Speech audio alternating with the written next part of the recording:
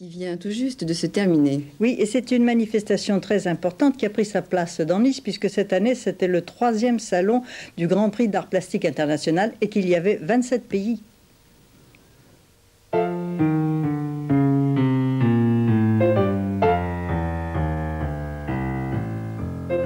Ici commence l'un des plus grands panoramas artistiques de la planète. Mais oui, n'ayons pas peur des mots, puisque les participants au 3e Grand Prix international d'art plastique de Nice représentent 27 pays.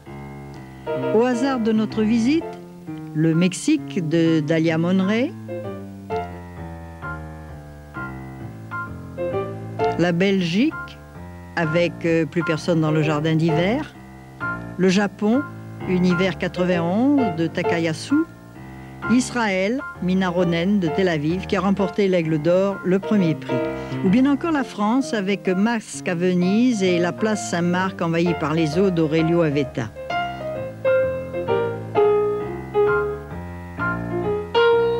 Le jury a longtemps regardé, hésité, débattu. Pas facile de faire l'unanimité.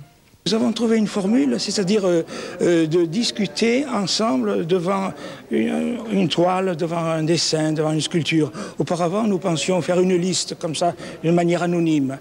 Et puis nous nous sommes rendus compte qu'il valait mieux faire preuve chacun de nous de plus de sincérité vis-à-vis de ses collègues, d'afficher carrément vis-à-vis des autres membres du jury une opinion. Difficile de choisir parmi 109 artistes appartenant aux écoles les plus diversifiées, reflétant toutes les tendances et les mouvements à la mode ou pas, les personnalités de chacun s'exprimant librement. Ici, le prix de la ville de Grasse.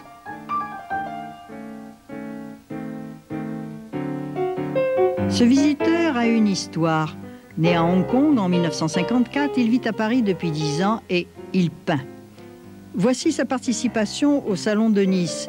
Expansif Rêve 2, 3 toiles qui éclatent, une explosion de créativité. Jimmy Young, c'est la lumière enrichie, un abstrait qui se révèle et se libère brutalement. Cela après des débuts figuratifs prometteurs.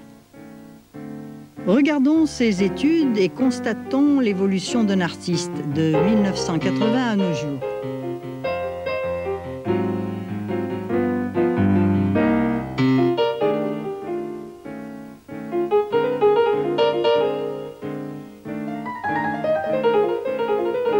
Changement de cap en 85.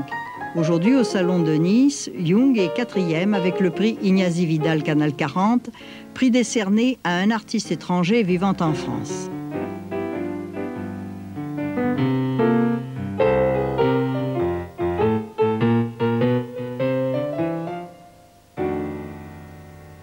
Je suis très heureuse de vous remettre, Monsieur Jimmy Young, la coupe Ignacy Vidal. Merci, madame. Avant la grande soirée de clôture, ce fut la répétition. Lorsque vous avez eu le prix Ignacy Vidal, qu'est-ce que ça vous a fait? Qu'est-ce que vous avez dit? Je trouvais très surpris d'avoir une petite chance pour gagner le prix. Avant de peindre, vous étiez quoi? Architecte d'intérieur? Oui, j'ai fait 6 ans pour l'architecture intérieure à Paris. J'ai fait le travail pour le dessinateur pour le textile aussi. Pourquoi avoir changé de genre? Du figuratif, vous êtes passé maintenant à l'abstrait. Ça correspond à quoi? Parce que le abstrait, ça me semble, il est beaucoup de couleurs, ça correspond à ma vie. Il faut avoir les couleurs, il y a beaucoup de différentes compositions. C'est très métamorphose comme ça. Pourquoi êtes-vous venu en France? Je voudrais voir la différence, voir comment exactement l'occidental. Vous reviendrez? Si tu as une chance pour accepter. Le 2e Grand Prix spécial Aigle d'Argent est allé à El Barbas, tableau de grande dimension peint par Spolette de Marseille. 22 lauréats ont été récompensés, beaucoup de prix, direz-vous, mais il y avait 200 œuvres exposées. Et en 1992, il y en aura davantage.